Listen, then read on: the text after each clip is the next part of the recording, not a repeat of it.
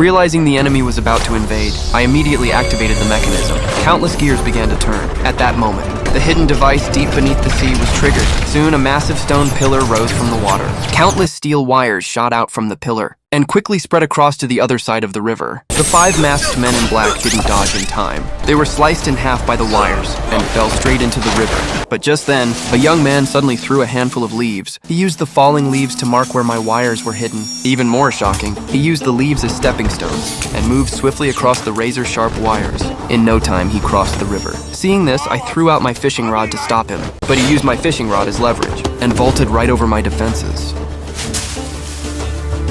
The young man turned around and gave me a mocking look. Watching him walk away, I felt a deep sense of fear. Because for hundreds of years, no one had ever crossed that river alive. But he did. I immediately fired a flare to alert the rest of the gang.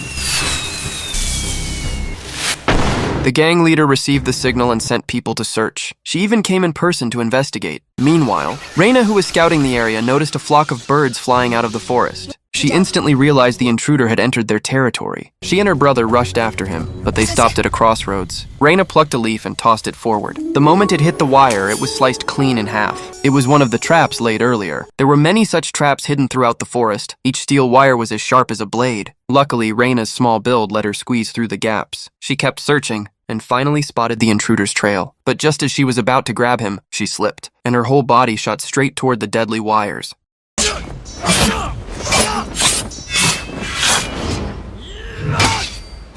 I was shocked to see him break my blade with his bare hands. I immediately used all my strength to strike him away. He mocked me, saying my fists were harder than my sword. Then Tony unleashed his dark magic. In an instant, his veins bulged, his body filled with poison. Before I could even react, he launched his attack on me. His strikes were vicious. Every move was packed with power. Eventually, I failed to dodge one of his blows. He clawed my arm, leaving a deep wound. The poison spread through my entire body instantly. I completely lost the strength to fight back.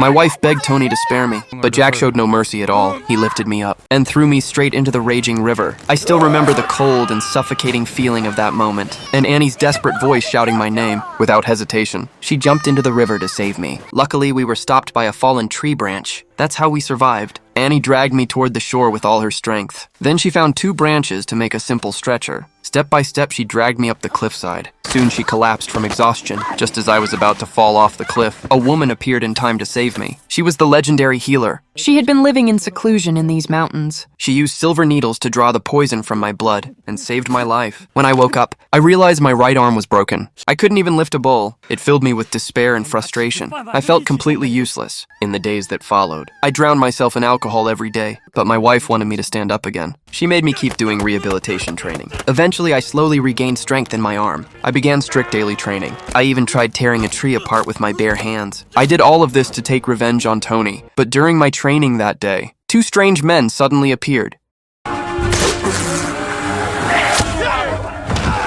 When the enemy commander spotted me on the hillside, he finally realized he had walked into an ambush. He immediately ordered the artillery to turn around, but he had no idea he was stepping right into my trap. The boulders the artillery fired struck the snowy mountain. That caused a violent tremor. Exactly what I wanted to see. Soon the mountain avalanche came crashing down. I mounted my warhorse and rode away at once. The enemy soldiers were all buried by the blizzard. After everything was over, I emerged again from the mist. I could have earned a military medal for this, but I still needed the general's pardon because I am a woman. By regulation, women are not allowed to serve in the army. 10 years ago, the government ordered every family to send a male to serve, but our family only had 2 daughters, and my father lost a leg in a past battle. Faced with the conscription order, I had no choice but to go in his place. I went to protect my father from being harmed. That night, I stole my father's sword. I put on deep red armor and began my journey of war. When the general learned the truth, he was furious. But considering my achievements on the battlefield, the general only expelled me from the camp. He did not punish me further. Later, I sat alone on the mountaintop and cried. Suddenly, a witch appeared before me. She shared her story with me. She had once been a soldier like me and was exceptionally skilled in combat. But everyone thought sending women to the battlefield was a disgrace. In the end, she was driven out of the army. For revenge, she defected to the enemy and took on the role of the villain. Now she hoped I would join her ranks. She told me the war here was just the enemy's deception. Their real goal was to launch a surprise attack on the royal city. After hearing this, I still refused her offer, because I could not betray my country. I immediately returned to camp and told the general the enemy's true plan. At first he did not believe me, but my former comrades supported and trusted me without hesitation. Finally, the general agreed to let me lead a night rescue mission. When we reached the palace, we found not a single guard. Only then did I realize I had fallen into the enemy's trap. The general ordered us to resist the enemy with everything we had. In the end, I charged into the palace alone, but what I saw in front of me left me utterly stunned.